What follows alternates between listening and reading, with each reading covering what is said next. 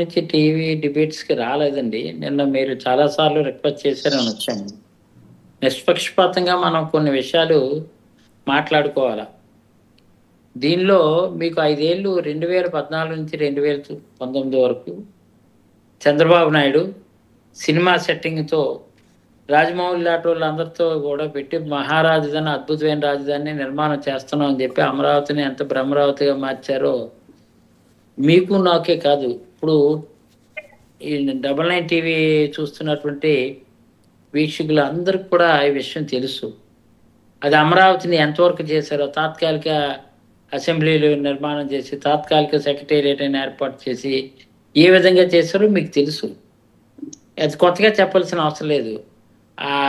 ఉన్న తీసుకున్నటువంటి ఎకరాలకి దిక్కుముక్కు లేక నానా అవస్థలు పడుతూ అక్కడ ఉన్నటువంటి రైతాంగానికి మళ్ళీ తిరిగి ఎలాగా ఇప్పుడు జనరల్‌గా ఒక రాజధాని వస్తుందంటే చుట్టూ ఉన్నటువంటి భూములు విలువ పెరిగితే వాళ్ళకు న్యాయం జరుగుతదని ఆశ ఆ ప్రాంతం వాళ్ళకి ఉంటుంది కాబట్టి, దాని మీద ఆ రోజు ముందుకొచ్చి ఇచ్చినటువంటి పరిస్థితి. దానికి డెవలప్‌మెంట్ గురించి ఆలోచన లేకుండా మళ్ళీ ఇంకొక 40,000 ఎకరాలు తీసుకుంటున్నట్టు, ఊళ్ళూరుతున్నట్టు ఎవరు ఊళ్ళూరుతారండి. అదంతా హైప్ క్రియేట్ చేసుకోవడం కోసం కొన్ని పచ్చ మీడియా వాళ్ళు కావాలని దీనికి బూస్టప్ ఇస్తూ మరి వందమాగదులు ఉంటారు గదా! పక్కన ఉన్నటువంటి తాళం కొడుతున్నటువంటి వాళ్ళు తందానా అని చెప్తున్నటువంటి వాళ్ళందరూ గూడా. ఆ విధంగా చెప్తున్నటువంటి కార్యక్రమాన్ని ఈ సంవత్సరంలో ప్రభుత్వం దాదాపు అధికారంలోకి వచ్చి సుమారు సంవత్సరం దగ్గర అవుతుంది. 11 మాసాలు అయింది.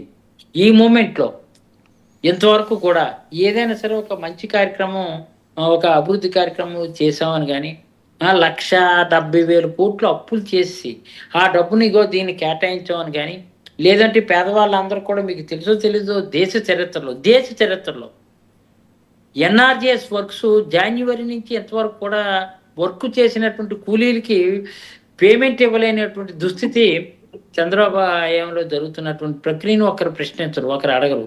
ఈరోజు ఫీజు రియంబర్స్‌మెంట్ ఇస్తానని చెప్పి ఎంతో మందికి కాలేజీకి వెళ్ళని విద్యార్థులు ఫీజులు కట్టక, ప్రభుత్వం చెల్లించక, వాళ్ళేమో ఎగ్జామ్స్‌లో కూర్చోబెట్టాక ఏదో వంకతో హాజరు తక్కువ ఉందని, అది తక్కువ ఉందని చెప్పి ఆళ్ళు అడ్డించే కార్యక్రమం గాని, దీని గురించి ఒకరు ప్రశ్నించరు.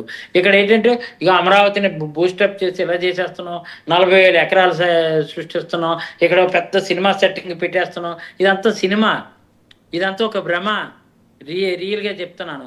అంచేత ఏంటంటే అవునన్నా కాదని ప్రభుత్వాలు విధి ధర్మం ఏంటంటే అధికారంలోకి వచ్చిన తర్వాత వాళ్ళు చేయవలసిన ఒక్కొక్కరిది ఒక్కొక్క విధానం ఉంటది.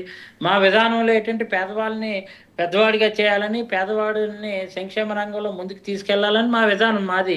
ఇప్పుడేమో ఈయనేంటంటే అంతా కూడా ఆర్భాటాలు చేయడం, ఆరాటాలు చేయడం, మళ్ళీ ఇప్పుడేమో ఆ రాజధాని కోసం మరోసారి శంకుస్థాపన అట. ఏడిదండి అది? శంకుస్థాపనలో ఏనో మళ్ళీ పోనీ అక్కడి నుంచి ఇంకో దగ్గర మార్చేసి శంకుస్థాపన కాదు. ఓన్లీ అక్కడ దానికే మళ్ళీ ప్రధానమంత్రి తీసుకొని ఎన్నాళ్ళు ఇలాగ ప్రజలను మభ్యపెడతారు. మేము ఏంటంటే నిజాయితీగా ఇలా చేస్తామని కూటమి ప్రభుత్వం ఏర్పడి సంక్షేమానికి అంతకన్నా మంచి కార్యక్రమం చేస్తామని, ఫ్రీ బస్ ఏర్పాటు చేస్తామని చెప్పి, లేదంటే ఇక్కడ ఉన్నటువంటి వాళ్ళందరూ కూడా తల్లికి వందనం పెడతానని చెప్పి, ఈరోజు ఊరూరికి కూడా బెల్ట్ షాపులు పెట్టి ఇష్టారాజ్యంగా మద్యం చేస్తూ, అడ్డగోలుగా ఏమో భూగర్భ గనులన్నీ కూడా కాజేస్తూ, ఇష్టారాజ్యంగా తెలుగు తమ్ముళ్ళందరినీ కూడా పెంచడమే ధ్యేయంగా పెట్టుకుంటూ, ఎవరికి వాళ్ళు ఇక్కడ అధికారంలో ఉన్నటువంటి వాళ్ళందరూ వాళ్ళేంటంటే అక్రమ మార్గాలన్నీ కూడా ఈరోజు చట్టాలు అడ్డు రావు, విజిలెన్స్ వాళ్ళు అడ్డు రారు, ఏ అడ్డు రాకున్నా వాళ్ళకి ఏంటంటే మంత్లీలు ఏర్పాటు చేసుకుంటూ వాటి మీద దృష్టి కేంద్రీకరించారు తప్ప, దీనికి ఏంటంటే చిన్న కలర్ ఏంటంటే ఇలాగా మీలాంటి మీడియా సోదరుల ద్వారా చర్చల్లో పెట్టి అమరావతికి 40,000 ఎకరాలు ఇచ్చేస్తారట, ఇగో 1,00,000 ఎకరాలట. 1,00,000 ఎకరాలతో ఇక్కడ ప్రపంచ చరిత్రలోని అమరావతి ఏంటంటే ఒక అద్భుతమైనటువంటి సెట్టింగ్, అద్భుతమైనటువంటి ఫిట్టింగ్ ఇలా ఏర్పాటు చేస్తారట. ఎందుకండి ఇవన్నీ జరిగే పనులా? ఇవి అవుతుంటాయా? మనం ఒకసారి మా నిజంగా మనస్ఫూర్తి మాట్లాడుకుంది. ఈ సంవత్సరంలో సాధించినటువంటి పలానది, మర్చిపోలేనటువంటిది, మరువురానిది, ఇగో పలానా పేదవాడికి అద్భుతమైన కార్యక్రమం చేశామని చెప్పమానండి. ఏదో కరణం ధర్మశ్రీ గారు ఒక సబ్మిషన్ అండి. మనిషికి పెన్షన్ తీసుకున్న కరణం ధర్మశ్రీ గారు ఒక సబ్మిషన్. నెలకు 15,000 20,000 కటింగ్ చేసేస్తున్నారు. ఇది ఆలోచన చేయమని అంటున్నా. కరణం ధర్మశ్రీ గారు ఒక నిమిషం, ఒక సబ్మిషన్. ఇప్పుడు నార్మన్ అండ్ ఫాస్టర్ ప్రపంచ ప్రఖ్యాతి చెందిన సంస్థ వారి ద్వారా మొత్తం సర్వే చేయించుకున్నారు.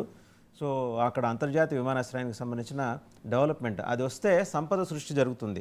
దాన్ని మీరు మర్చిపోతున్నారు.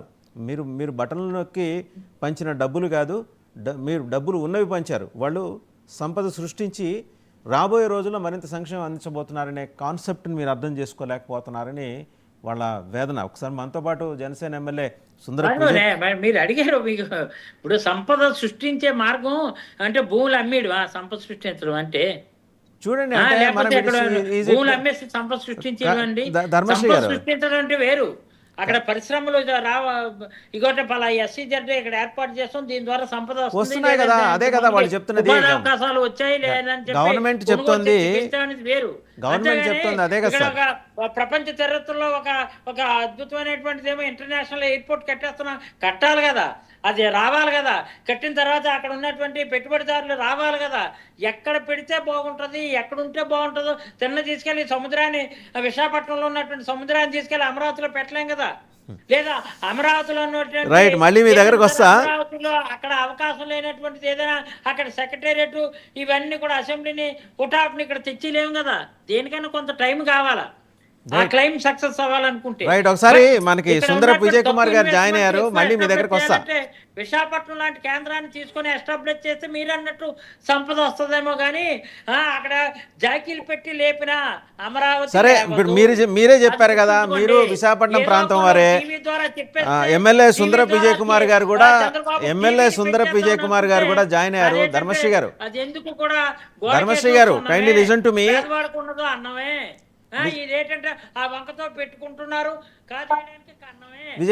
విజయ్ కుమార్ గారు జాయిన్ అయ్యారు. ఒకసారి వారు మాట్లాడతారు. ధర్మశ్రీ గారు ఒక్క నిమిషం. విజయ్ కుమార్ గారు నమస్కారం.